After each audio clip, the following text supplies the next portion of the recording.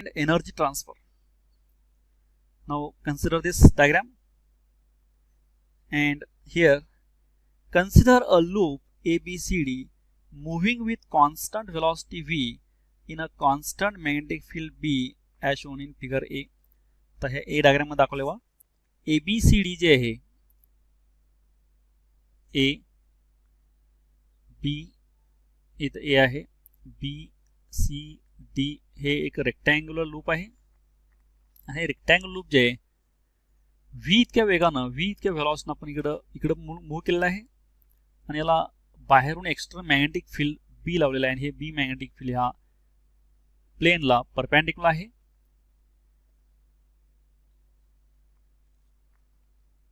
A current I is induced in the loop in clockwise direction. आता हे ABCD loop जे आहे हे लूप आपण इकडे मूव्ह केल्यानंतर हे लूप मूव्हिंग आहे, कॉइल मूव्हिंग आहे, मॅग्नेटिक फील्ड फिक्स आहे, तर याला चेंजिंग मॅग्नेटिक फ्लक्स लिंक्ड होतील. चेंजिंग मॅग्नेटिक फ्लक्स लिंक्ड झाल्यामुळे या कॉइलमध्ये करंट प्रोडक्शन होईल.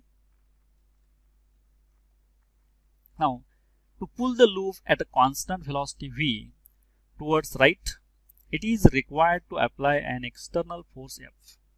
आता हे जे लूप आहे ह्याच्यावरती मोशनमुळं फोर्स ॲक्ट होतात आणि फोर्स ॲक्ट झाल्यामुळं याला आपण राईट साईडला मूव्ह करायला या इतक्या फोर्सनं आपल्याला इकडं पुल करावं लागतं, ओढावं लागतं.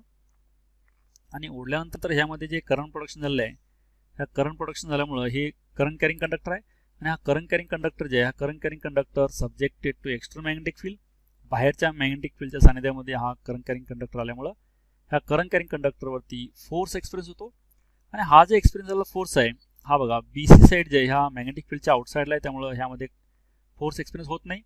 AB साईड जे आहे AB साईडवरती ॲक्ट झालेला फोर्स F2 आहे, DC साईडवरती ॲक्ट झालेला फोर्स F3 आहे आणि AD साईडवरती ॲक्ट झालेला फोर्स F1 आहे. आपण हा राईट हँड रूलनुसार फ्लेमिंगच्या लेफ्ट हँड रूलनुसार फ्लेमिंगच्या राईट हँड रूलनुसार हा फोर्स जे F2 आहे हा F3 आहे.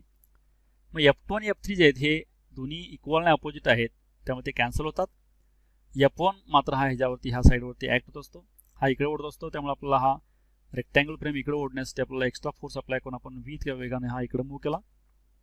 तर या ABCD जी वायर आहे ABCD ही रेक्टँगल वायरचा रेजिस्टन्स समजा कॅपिटल आहे R आहे आणि हा तयार झालेला EMF पण यातून फ्लो होत आहे असं आपण इमॅजिन केलं. इथं करंट I फ्लो झालेला आहे, EMF यामध्ये इलेक्ट्रोमोटिव्ह फोर्स तयार झालेला E असेल, तेच आपण इथं दाखवलेलं आहे. Induced EMF E, induced current I and collective resistance R of the loop. हे जे लूप आहे संपूर्ण ABCD ह्याचा रेजिस्टन्स जर आपण R घेतला, यातून जाणारा करंट I घेतला, ह्यामध्ये प्रोडक्शन झालेला EMF जर आपण E घेतलेला आहे इथं.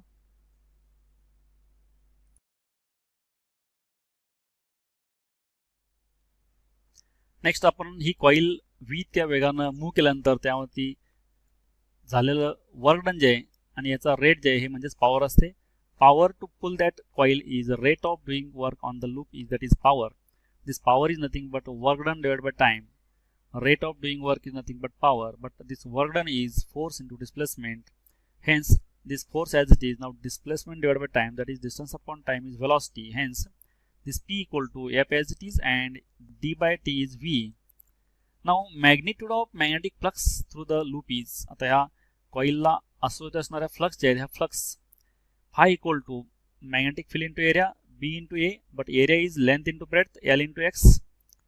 According to Faraday's law, the magnitude of induced EMF, आता ज्या फ्लक्स आहेत ह्या phi ह्या कॉइलला असोसिएट असल्यामुळं लिंकड असल्यामुळं त्या कॉइलमध्ये प्रोड्यूस झालेला EMF जे आहे according to Faraday's law E equal to d phi by dt. आपण इथं फक्त व्हॅल्यू घेतलेलं आहे, मॅग्निट्यूड घेतलेलं आहे, मॉड घेतलेलं आहे, त्यामुळे मायनस साइन विचारात घेतलेलं नाही.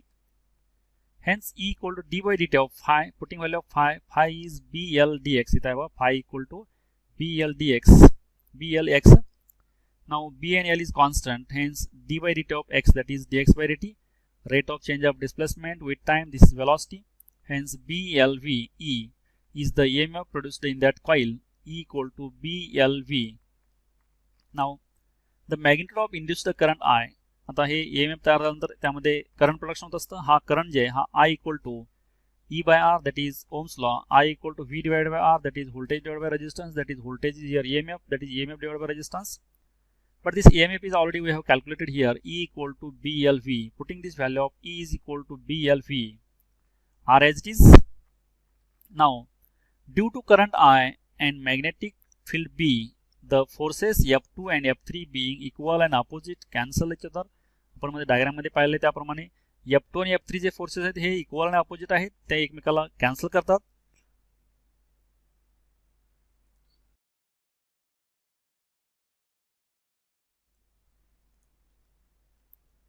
The remaining force F1 is directed opposite to the external force F. आता F3 आणि F2 जे आहेत हे दोन्ही एकमेकाला अपोजिट असल्यामुळे ते एकमेकाला कॅन्सल झालेले आहेत. आता F1 जे हा Fच्या अपोजिट आहे, त्यामुळं F1 जे फोर्स आहे त्या वायरवरती ॲक्ट होणारा फोर्स, त्यातून जाणारा करंट, त्याची length into magnetic field ILB, this is the force F1. Now putting value of I is BLV by R, LB as it is. Now here this L becomes L square and B becomes B square, that is B square L square V by R. This is F1 force acting on this side. The rate of doing mechanical work, that is power. तर परत power आपण हे another मेथडनं आपण calculate केली. Power is equal to force into velocity. Now power is equal to force, this value of force is B square L square V by R. Putting value of force B square L square V by R and velocity as it is. Now this V velocity becomes V square, that is power equal to B square L square V square by R. Rate of production of heat energy, तर ही heat energy आहे P equal to I square R. Putting value of I is BLV by R. Here putting value of current ची value आपण जशी तर I equal to BLV by R put केले, ती तर I square केल्यानंतर इथं BLV by R square into R. Now this one R square and 1 cancels, then remaining terms B square L square V square by R. This is power. Comparing rate of heat equation and mechanical work equation, we find that the rate of doing mechanical work is exactly same as the rate of production of heat energy in the circuit or loop. आता आपण इथं power जे equation आहे हे आणि आपण पहिला अगोदरचं काढलं, इथं पॉवरचं इक्वेशन आहे रेट ऑफ डुईंग मेकॅनिकल वर्कचं पॉवरचं equation B square L square V square by R, आणि rate of production of heat जे आहे हे पण B square L square V square by R. हे दोन्ही इक्वेशन बघा, हे इक्वेशन हे मेकॅनिकल वर्क डनचं आहे आणि हे इक्वेशन जे आहे rate of production of heat, हे दोन्ही समान आहेत. दोन्ही इक्वेशन जर आपण कंपेअर केले तर इथं रेट ऑफ मेकॅनिकल वर्क आहे आणि हे exactly same that of rate of production of heat. Mechanical work done झालं आहे तेवढंच इथं हीट एनर्जीमध्ये प्रोडक्शन झालं आहे, हीट एनर्जीमध्ये जनरेशन झालं आहे, लिबरेशन झालं आहे, तयार झालेलं आहे. मेकॅनिकल वर्कचं हीट एनर्जीमध्ये इथं कन्वर्ट झालं आहे, कारण दोन्ही इक्वेशन बघा मेकॅनिकल वर्क डनचं आणखीन rate of production of heat energy ह्या दोन्हींची इक्वेशन समान आहेत.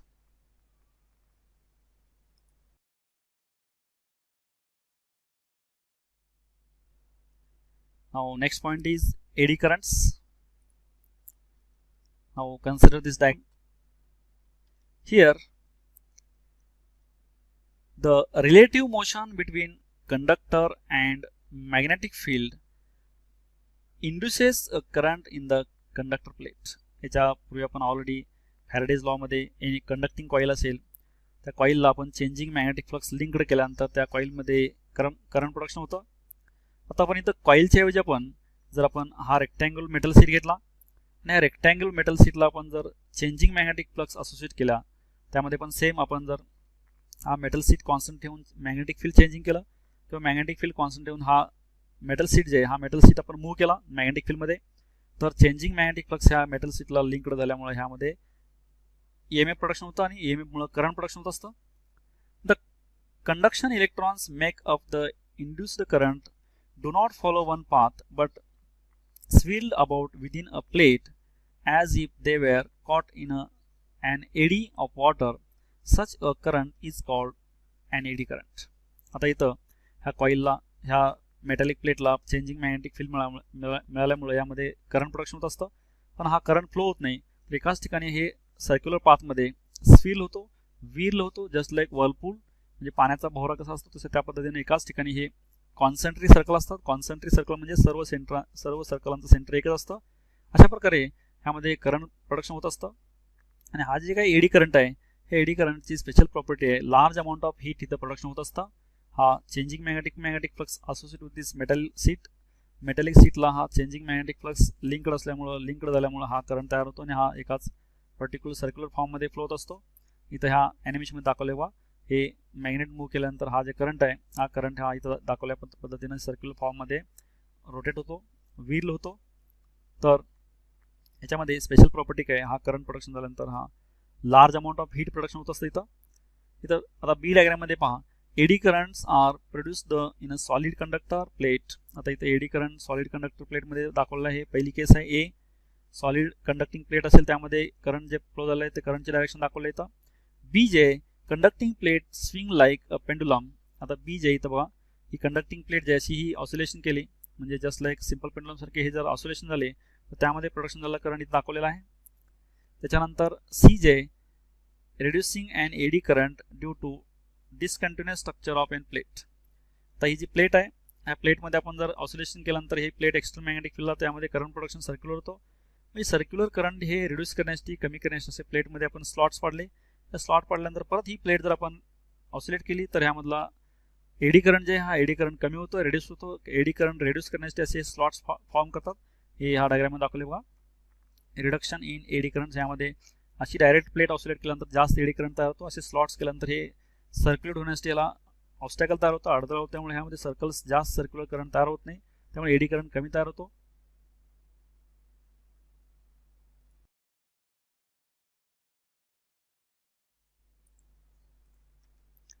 Now here the induced current in the conductor plate is responsible for transfer of mechanical energy into heat energy.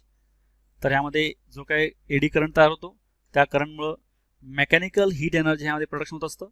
हा एडी करंटच रिस्पॉन्सिबल आहे, जी काही heat production होत असते हे हीटला हा एडी करंट रिस्पॉन्सिबल आहे. म्हणजे ह्या एडी करंटमुळे large amount of heat production होत असतं.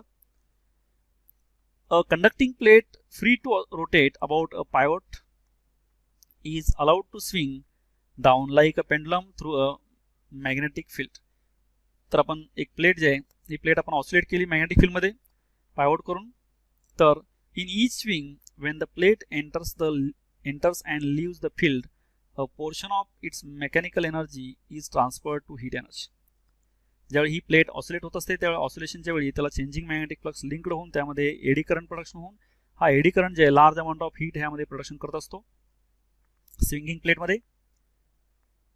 After several such swings there is no mechanical energy left with the pendulum and the converted heat energy is precipitated in the solid plate making it warms. आता several oscillation झाल्यानंतर ते oscillations परत त्यामध्ये mechanical energy पूर्णपणे संपल्यानंतर ते plate जे आहे ते संपूर्ण त्याची त्या एनर्जी जे मेकॅनिकल एनर्जी हीट एनर्जीमध्ये कन्वर्ट झालेली असते आणि नंतर प्लेट ही वॉर्म होते.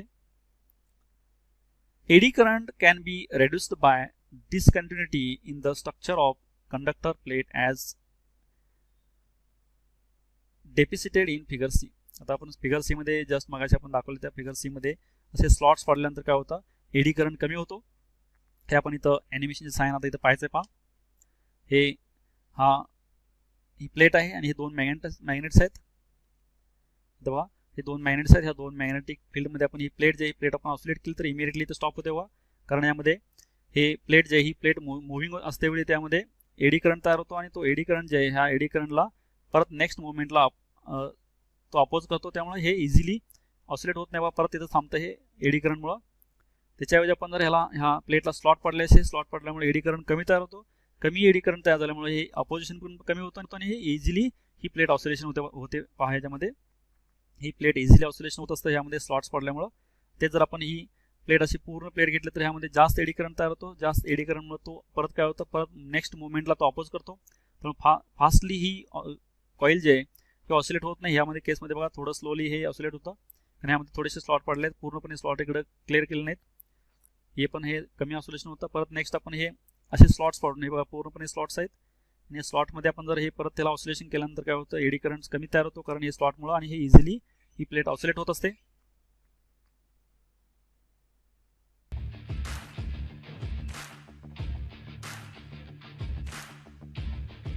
Thank you for watching this video.